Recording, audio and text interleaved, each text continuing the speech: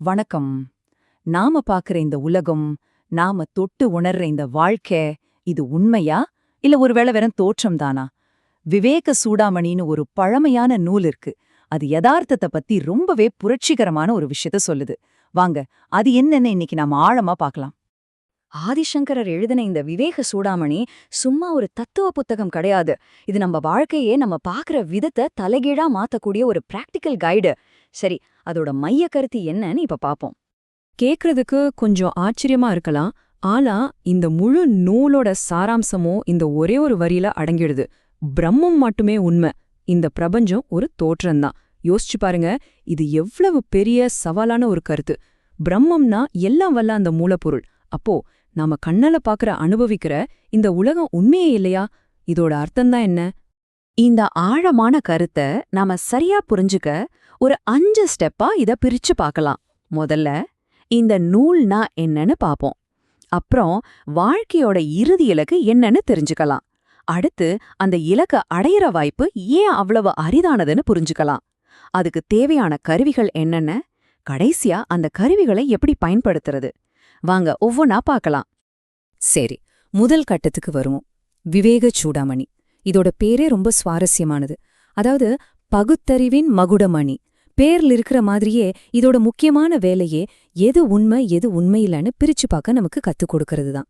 Okay, எது உண்மை எது பொய்ன்னு பிரிச்சு பார்க்கறோம். ஆனா எதுக்காக? இந்த பகுத்தறிவோட இறுதி நோக்கம் என்ன அப்படின்னா அதுதான் முக்தி, அதாவது முழுமையான விடுதலை. இது ஏதோ தத்துவத்துல வர்ற ஒரு வார்த்தை மட்டும் இல்ல, மனித வாழ்க்கையோட உச்சபட்ச சாதனை இதுதான்னு இந்த நூல் சொல்லுது. இதுல ஒரு சுவாரஸ்யமான விஷயம் என்னன்னா, எது விடுதலைக்கு வழிவகுக்கும்னு சொல்றதுக்கு முன்னாடி எதுவெல்லாம் உதவாதுன்னு இந்த நூல் தெளிவா சொல்லுது. சும்மா வேதங்களை ஓதுறதோ, பெரிய பெரிய யாகங்கள் பண்றதோ, இல்ல நிறைய செல்வம் சேர்க்கறதோ உண்மையான விடுதலைக்கு கொண்டு போகாதுன்னு அடிச்சு சொல்லுது. அப்போ எதுதான் வழி? ஒரே வழிதான், நம்மளோட உண்மையான நான், அதாவது ஆத்மனை உணர்றது. அப்ப பாருங்க, விஷயம் ரொம்ப தெளிவு. இந்த ஸ்லோகமே அதத்தான் சொல்லுது. நாம எல்லாம் வெற்றி வெற்றின்னு நினைக்கிறோமே, அந்த பணம், சொத்து, செல்வம் இதெல்லாம் அந்த இறுதி இலக்கை அடையிறதுக்கான பாதையே இல்லேன்னு வேதம் சொல்லுவதாக இந்த நூல் ஆணித்தரமா சொல்லுது. சரி, இலக்கு முக்தின்னு தெரிஞ்சிடுச்சு. ஆனா விஷயம் அதோட முடியல. இந்த இலக்க அடைய முயற்சி பண்றதுக்கான வாய்ப்பு கிடைக்கிறதே நிலைச்சு பார்க்க முடியாத அளவுக்கு அரிதானதுன்னு இந்த நூல் சொல்லுது. அதனாலதான் இதுக்கு இவ்ளோ முக்கியத்துவம்.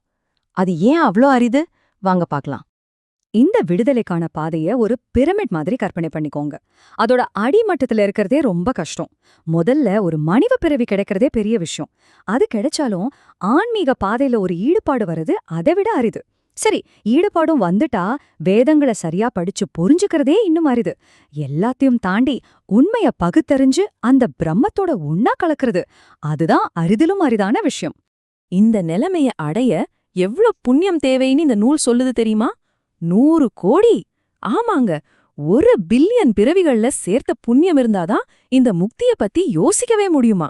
அப்ப பாத்துக்கோங்க இந்த வாய்ப்பு எவ்ளோ மகத்தானதுன்னு. இவ்ளோ அரிதான ஒரு வாய்ப்பு கிடைச்சும் ஒருத்தன் தன்னை விடுவிச்சுக்க முயற்சி பண்ணலன்னா அவன் ஒரு முட்டாள். அவன் உண்மையிலேயே தற்கொலை செஞ்சுக்கிறான்னு அர்த்தம். ஏன்னா அவன் நிலையற்ற விஷயங்களை பிடிச்சுக்கிட்டு தன்னைத்தானே அழிச்சுக்கிறான். பாருங்க, இவ்ளோ கடுமையான வார்த்தைகள். இது ஒரு எச்சரிக்கை மாதிரி தான். சரி, சவால் ரொம்ப பெருசு, வாய்ப்பு ரொம்ப அரிதுன்னு புரிஞ்சிடுச்சே. பயமா இருக்கா? கவலைப்படாதீங்க, இதுக்கு ஒரு வழி இருக்கு. இந்த ஆன்மீக பயணத்துக்கு தேவையான 4 முக்கியமான கருவிகளை இந்த நூல் நமக்கு கொடுக்குது. இந்த 4 சாதனைகளும் ஒரு கம்ப்ளீட் டூல் கிட் மாதிரி. முதல்ல விவேகம், அதாவது பகுத்தறிவு. 2வது வைராக்கியம், அதாவது துறவு மனப்பான்மை. 3வது 6 நற்பண்புகள். கடைசியா முமுக்ஷுத்வம், அதாவது விடுதலை மேல இருக்கிற தீவிரமான ஏக்கம். இது 4 ஒன்னோட ஒன்னு சம்பந்தப்பட்டது. ஒன்னு இல்லாம இன்னொன்னு முழுமை அடையாது. சரி, இந்த டூல்ஸ் எல்லாம் என்ன பண்ணும்னு கொஞ்சம் விரிவா பாப்போமா? வாங்க, அதுல மிக முக்கியமான முதல் கருவியான பகுத்தறிவு, அதாவது விவேகத்துல இருந்து ஆரம்பிக்கலாம். விவேகம்னா என்ன? சுருக்கமா சொன்னா, பிரம்மம் மட்டும்தான் உண்மை, நாம பாக்குற இந்த பிரபஞ்சம் ஒரு தோற்றம்தான் அப்படிங்கிற அசைக்க முடியாத மன உறுதி. இது சும்மா ஏதோ படிச்சு தெரிஞ்சுக்கிற விஷயம் இல்ல, இது ஒரு ஆழமான நம்பிக்கை, ஒரு தெளிவான பார்வை. இந்த பகுத்தறிவு எப்படி வேலை செய்துன்னு புரிய வைக்க இந்த நூல் ரொம்பவே பிரபலமான ஒரு உதாரணத்தை சொல்லுது. அதுதான் கயிறு பாம்பு கதை. இந்த ஒரு உதாரணம் புரிஞ்சா முழு தத்துவமே புரிஞ்ச மாதிரிதான். யோசிச்சு பாருங்க, இருட்டுல ஒரு கயிறை பார்த்துட்டு நாம அத பாம்புன்னு நினைச்சு பயப்படுறோம். அந்த பயத்துக்கு காரணம் பாம்பு இல்ல, நம்மளோட தப்பான பார்வை. வெளிச்சம் வந்ததும் அது கயிறுன்னு தெரிஞ்ச உடனே பயம் போயிடுது. அதே மாதிரிதான் நம்ம பயத்துக்கும் துக்கத்துக்கும் காரணம் இந்த உலகம் இல்ல, அத பத்தின நம்மளோட தப்பான பார்வைதான். சரியான ஞானம்ங்கிற வெளிச்சம் வந்தா விடுதலை தானா கிடைக்கும். சரி, 2வது கருவி வைராகியம், அதாவது துறவு. இது எல்லாத்தையும் விட்டுட்டு காட்டுக்கு போறதில்ல. உலகத்துல இருக்கிற இன்பங்கள் எல்லாம் நிரந்தரம் இல்ல, தற்காலிகமானதுன்னு அதோட குறைகளை தெரிஞ்சுக்கிட்டு அது மேல இருக்கிற பற்ற விடுறது தான் வைராகியம். 3வது கருவி கொஞ்சம் வித்தியாசமானது. இது 6 நற்பண்புகளோட ஒரு தொகுப்பு.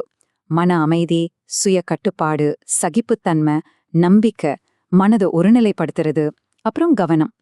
இந்த குணங்கள் தான் நம்ம மனசை பக்குவப்படுத்தி இந்த பெரிய பயணத்துக்கு தயாராக்கும். கடைசியா 4வது கருவி முமுக்ஷுத்வம், அதாவது விடுதலை அடையணுங்கிற ஒரு தீவிரமான ஏக்கம். இதுதான் இன்ஜின் மாதிரி. இந்த ஒரு ஏக்கம் இல்லைனா மத்த 3 கருவிகளும் இருந்தும் பிரயோஜனம் இல்லாம போயிடும். இதுதான் எல்லாத்தையும் இயக்கக்கூடிய உந்து சக்தி. இந்த நூல் என்ன சொல்லுதுன்னா, விடுதலை அடையணும்னு ஒரு தீவிரமான ஆசை ஒருத்தனுக்குள்ள இல்லைன்னா அவன் செய்யற மத்த எல்லா பயிற்சிகளும் பாலைவனத்துல ஊத்துன தண்ணி மாதிரி வீணாயிடும்னு சொல்லுது. பாருங்க, இந்த ஆசை எவ்ளோ முக்கியம்னு. சரி, இந்த நூலோட முக்கியமான வேலை எது உண்மை எது பொய்யெந்து பகுத்தறிஞ்சு பாக்குறதுதான்னு சொல்லுது. அப்போ இந்த கேள்வியோட இதை முடிச்சுக்கலாம். உங்க வாழ்க்கையில நீங்க எதையெல்லாம் பாம்புன்னு நினைச்சு பயந்துகிட்டு இருக்கீங்க? ஒருவேளை நீங்க சரியா பார்த்தா அது வெறும் கயிறா இருக்கலாமோ? கொஞ்சம் யோசிச்சு பாருங்க.